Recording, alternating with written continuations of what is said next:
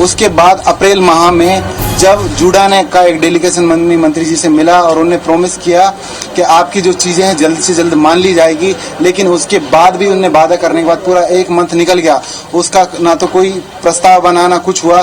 फिर पिछले मंथ की 6 तारीख को जब हमने जूडा ने जब एक हड़ताल का एक धमकी दी सरकार को या किया कि हड़ताल पे जा सकता है जूडा, ये कदम उठा सकता है, उसके 6 तारीख को 6 मई को माननीय मंत्री जी चिकित्सा शिक्षा मंत्री कैलाश विजय सारंग जी ने हमारे जो डेलीगेशन है उनसे मिले और उनने जो हमारी जो शर्तें थी उन पे डिसएग्री करते हुए एक प्रस्ताव दिया कि आपकी ये चीजें मान ली जाएगी। और उनने जो हमारा एग्रीमेंट हुआ 6 पॉइंट को, उसमें से 4 बातें मान ली गई जिसका वो बार बार बोल रहे हैं, लेकिन उस पे सिर्फ वो एक आश्वासन की तरह रहा। जैसे पिछली बार उनका आश्वासन था अप्रैल माह में था, वैसे ही आश्वासन रहा।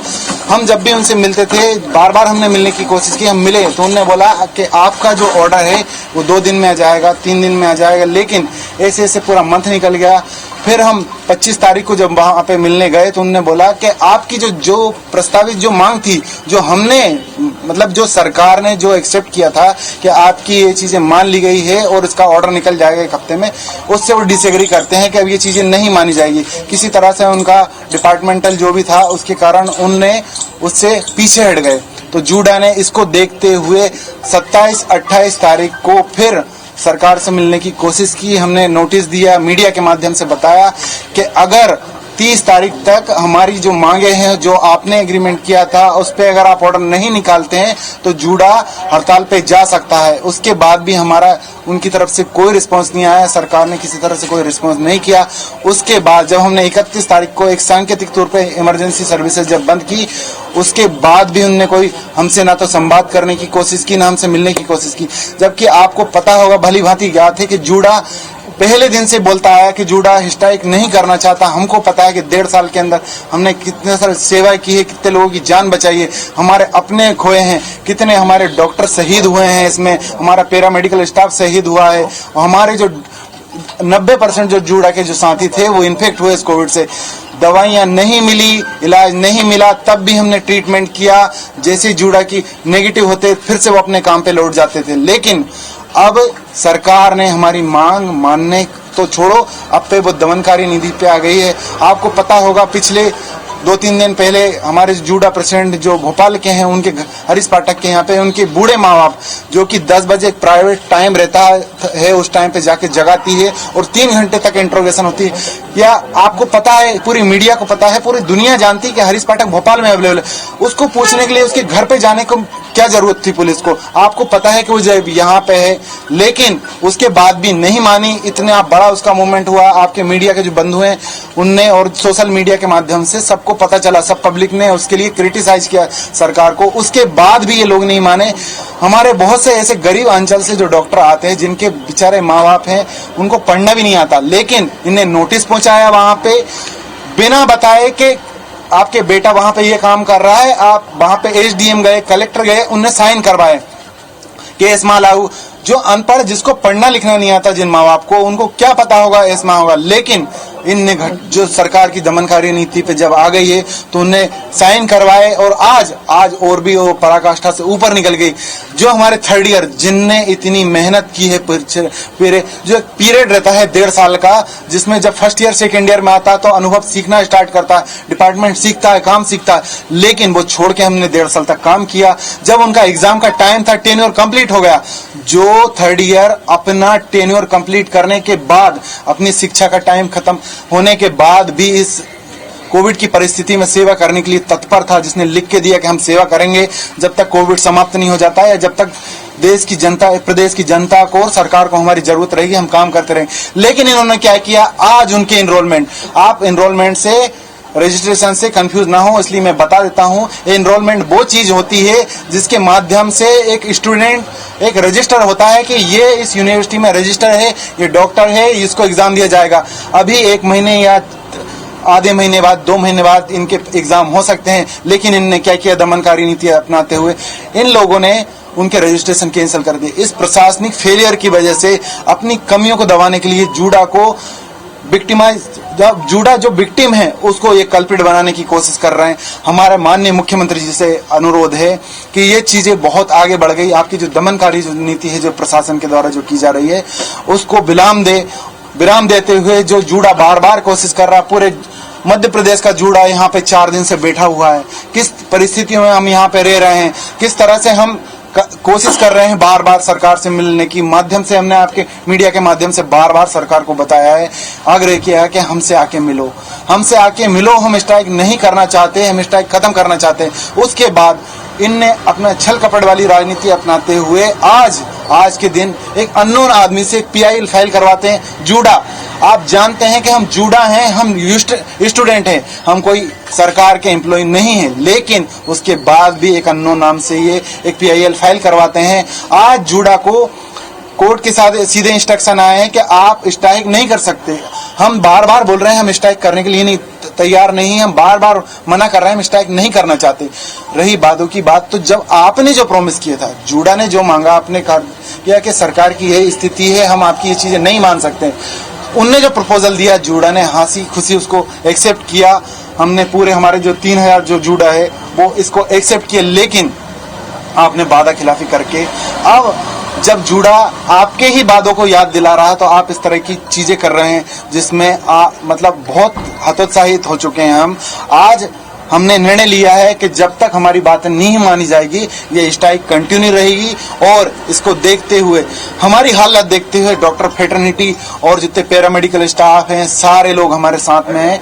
मध्य प्रदेश के अलावा राजस्थान, छत्तीसगढ़, तेलंगाना, कर्नाटका, बिहार, महाराष्ट्र, यूपी, सारे जगह के, ऋषिकेश, एम्स, फोड़ा, सारे एमटीए, आईएमएस सब हम लोग के साथ है।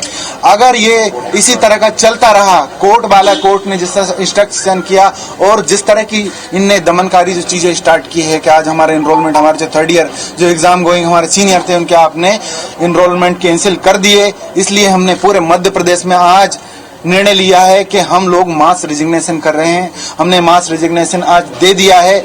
अगर कल तक ये चीजें अगर सुलझाई नहीं गई तो सारे कॉलेज के जितने भी हमारे हमारे जो टीचर हैं, जो हमारे एसआर हैं, जो हमारे मेडिकल ऑफिसर एसोसिएशन है के जो काम कर रहे हैं वो लोग सब रोड पे आ जाएंगे और काम करना बंद कर देंगे। तो हमारा बार बार आग्रह है, बार बार हम बोलते आए हैं कि सरकार हमसे बात करे, संवाद करे। हम पूरे दिन से इसी चीज में लगे हुए हैं। हम पहले दिन से, क्या हम स्ट्राइक होने से 6 महीने पहले से लगे हैं कि सरकार हमसे संवाद करे। मंत्री जी ने, हम उनका भी रिस्पेक्ट करते हैं कि उनने हमारी चीजें जो मानी थी, जो हमने उनकी एक्सेप्ट की, लेकिन हमारा माननीय मंत्री जी से भी आग्रह है कि जो आपने वादा किया था, जो आपने प्रॉमिस किया था, जो आपने बोला था कि जूडा मेरा हिस्सा है, मैं इसका वार्डन हूं, मैं जूडा का पूरा ध्यान रखूंगा, तो आपसे रिक्वेस्ट है कहाँ क्या हो रहा है, आप उस चीज को सुलझाइए और जूडा के से बात कीजिए ताकि इस चीज का निर्णय निकले। मैं माननीय मुख्यमंत्री जी से हाथ जोड़ के निवेदन करता हूं, पूरे जूडा का प्रेसिडेंट होने के नाते, एक नेतृत्व होने के नाते, हमारा पूरा जूडा, एक जूडा प्रेसिडेंट है, एक जूडा बराबर नेतृत्व करता है। कोई यहाँ पे कोई नेतागिरी नहीं है, ना हम किसी को धमका रहे हैं। हमको आपसे ज्यादा अच्छी तरह से पता है कि हमने हजारों जान बचाई और हमारे हाथ में कुछ लोग ऐसे थे जिनको हम नहीं बचा पाए। तो हमारा आग्रह है कि भैया जैसे भी रिसोर्स थे हमने काम किए, हम आपके साथ कंधे से कंधे मिला के खड़े रहे। जब टाइम था तब हमने आपको ब्लैकमेल नहीं किया। जब आज नीचे जब स्थिति आ गई है, जब नीचे स्थिति आ गई है कि हम इन्फेक्टिविटी देर आ गई, जब यहाँ पे हर दिन में 900 पेशेंट जब हुआ करते थे अस्पताल में, आज 70-80 पेशेंट जब आ गए हैं, तब हम ब्लैकमेल नहीं कर रहे हैं। ब्लैकमेल करना होता तो तब ब्लैकमेल करना होता, हम ब्लैकमेल नहीं कर रहे हैं, हम सिर्फ रिक्वेस्ट कर रहे हैं। सर मैं एक चीज जानना चाह रहे हैं कि आपकी अधिकतर मांगे मान ली गई थी, 59,000 जो आपका स्टाइपेंड हो चुका है, इतना सब कुछ कर लिया, जुडिशरी के ऑर्डर आ चुके हैं, शासन ने एस्मा लगाया हुआ, क्या आप जुडिशरी को नहीं मानते, लॉ को नहीं मानते, शासन को नहीं मानते, कोई नियम नहीं मानते? हम सबको मानते हैं। बात रही 4 मांगों की, तो उसका ऑर्डर कहाँ है? आपके मीडिया के पास है क्या सरकार का दिया हुआ? हमारे पास है क्या? आदेश जो है आपको दिए नहीं दी। आपको 24 घंटे में वापस काम पे लौटने के लिए बोला गया, तो क्या आप नहीं मानते न्यायपालिका को? न्यायपालिका को नहीं मानते क्या? न्यायपालिका का हम बिल्कुल मानते हैं। हमने कोर्ट में भी वो बातें हमारी बिल्कुल रखी कि सर हमें बार बार हमारे साथ ठगी हुई है, बार बार हम ठगे गए हैं सरकार के आश्वासन के बाद। हमने माननीय कोर्ट से भी ये निवेदन किया कि सर अगर आप ऑर्डर दिलवाते तो हम अभी स्ट्राइक का फॉलो कर। कोर्ट का आदेश तो आ गया ना, फैसला आ गया, 24 घंटे के अंदर आप वापस आइए। इसलिए हमने सामूहिक रिजाइन दे दिया। अब जिसका पार्टी किस पद के अधीन रिजाइन दिया है? हमने रेसिडेंसी के खिलाफ, जिसमें रेसिडेंसी में है हम। अरुण, कितने लोग हैं अभी, कितने पीजी स्टूडेंट्स हैं आपके पूरे मध्य प्रदेश में? 3000 के आसपास स्टूडेंट हैं हमारे। उसके अलावा हमारे एसआर है, उन लोगों ने भी हमारे स्ट्राइक में सपोर्ट करने का वो किया है। अगर नहीं आए तो वो लोग भी बाहर आ जाएंगे। हमारे मेडिकल ऑफिसर्स जो हैं वो भी सपोर्ट दिया है, वो भी आ जाएंगे। प्राइवेट नर्सिंग होम जो एसोसिएशन है उसने भी हमारा सपोर्ट किया है। हम सरकार को इसमें किसी तरह की धमकी नहीं लगनी चाहिए, हम धमकाना नहीं चाह रहे। हमारा अब भी निवेदन। डॉक्टर साहब जी, आप लोग जिंदगी बचाते हैं लोगों की, जैसा कि आपने बताया कि इस पैनिक सिचुएशन में आप लोगों ने काम किया, तो क्या आपको लगता नहीं है कि इस समय ब्लैकमेलिंग करना ठीक है? अभी क्या सिचुएशन ठीक होगी क्या, आपके हिसाब से नॉर्मल होगी क्या? ब्लैकमेल कौन कर रहा है आप ये बताइए? सरकार आरोप लगा रही है आप जब ब्लैकमेल कर, जब पीक था तब आपने इमोशनली ब्लैकमेल किया हमें, वादा करके कि आपकी बातें मान ली गई है, आप काम पे लौट जाइए। ब्लैकमेल किसने किया? धोखा किसने दिया? सरकार ने धोखा दिया है, जुड़ा ने धोखा नहीं दिया है। सही है एक शहर में जी ये सवाल है जी, क्या आप हाईकोर्ट के आदेश को नहीं मानते? हम मानते होगे तो क्या हड़ताल नहीं करते? नहीं, हम रिजाइन कर रहे हैं ना, हमने हमारे पद से रिजाइन कर दिया। नहीं मान रहे। आदेश आंदोलन वापस लेने के लिए आपको परेशान तो नहीं पुलिस कर रही है ना, जिस तरह पाठक जी के परिजनों को परेशान किया जा रहा है? बहुत जगह ऐसा हुआ है हमारा कि बहुत सारे जगह घर गई है, लेकिन उनका जो घर का परमानेंट पता था, बहुत सारे नौकरशाही में बहुत लोग हैं हमारे, जो उनके पेरेंट्स जो हैं वो कहीं पे दूसरी जॉब करते हैं, उनका परमानेंट एड्रेस वहां गए, वहां के सीसीटीवी कैमरे में ये स्पष्ट आया है कि पुलिस उनके यहाँ पे घूमने गई थी। ऐसा न हुआ, वो सब जगह हुआ। अगर मीडिया के माध्यम से ये चीज पब्लिक के बीच में नहीं आती तो आज तो हो सकता था कि हमारे जूडा के सारे जूडा के जो पेरेंट्स हैं उनको ये जेल में डाल चुके हो। समय सही है क्या आपके हिसाब से? समय ये बताइए आप, समय कब सही आएगा? 1.5 साल से जब जूडा काम कर रहा, जूडा का और ब्लैकमेल करना होता तो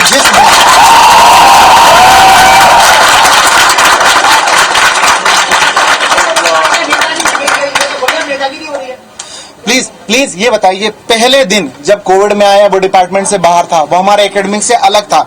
जूडा तब ब्लैकमेल करता कि हम भैया हमारे डिपार्टमेंट जिसके लिए एनएमसी ने हमें ऑथराइज किया, हम एग्जाम निकाल के आए हैं, जिसमें हम उसमें विधा में जिस चीज में विधा में हम पारंगत के लिए यहाँ आए हैं, ट्रेनिंग के लिए आए, उस दिन हम सरकार को ब्लैकमेल करते हैं कि हम कोविड में काम नहीं करेंगे।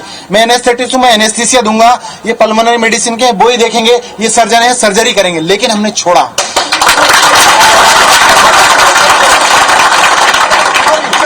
नुकसान होगा उसका क्या? मरीजों के नुकसान की सरकार का जवाबदारी देना होगा, सरकार को देना होगा जवाब कि जब जूडा ने आपको पहले बताया, जूडा ने धोखा नहीं दिया। ऐसा नहीं हुआ कि रातों रात ऐसा हुआ कि सरकार को टाइम नहीं दिया गया। 6 महीने से हम लगे हुए हैं, 1 साल की तैयारी के बाद आप ये बताइए कि 70-80% पूरा भार जूडा के ऊपर था। जूडा ने टच से मस किया क्या? जूडा ने बताया कि प्रशासन ने क्या तैयारी की? हम प्रशासन के साथ नहीं थे क्या? हम पहले दिन से नहीं लड़े क्या? पहला दिन था जब यहाँ पे इंडेक्स केस आया, उस दिन से जूडा लगा है। इंडेक्स केस का मतलब आप समझते हैं, आप भली भांति उस चीज को समझते होंगे और कोई कंफ्यूजन। इंडेक्स केस वो केस होता है जब मध्य प्रदेश में पहला केस इंट्रोड्यूस होता है, तो इंडेक्स केस जिस दिन से आया उस दिन से जूडा लगा। हम सैंपलिंग में गए, आपको पता है कि हमारे जो जूनियर जो डॉक्टर है इंदौर में गए, वहां पे मारा गया उनको, उनके लिए उस टाइम पे पुलिस अवेलेबल नहीं थी। आज जब जूडा अपनी मांगों को लिए रख रहा, एक स्टूडेंट जब ये अपनी मांगों के लिए सरकार से एक संवाद करना चाहता है, उसके लिए एक आंदोलन कर रहा, तो आप उसके घर पे पुलिस पहुंचा रहे हैं। जब जूडा को जब पुलिस मार रही थी, जब कितने सारे इंसिडेंट्स हुए, जब इतने सारे लोग जूनियर डॉक्टर की मौत हुई, जब पब्लिक दौड़ा दौड़ा के मार रही, आपका प्रशासन नहीं था। आपका प्रशासन एसी में बैठ के सिर्फ ऑर्डर दे रहा था, जो अभी भी कर रहा।